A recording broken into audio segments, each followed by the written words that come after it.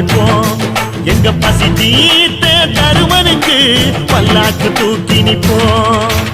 எழுந்தா மலை போல நடந்தா நதி போல அந்த ஆகாயம் போல எண்ணாம கொடுக்கும் சொன்னான மனசு இருக்கும்.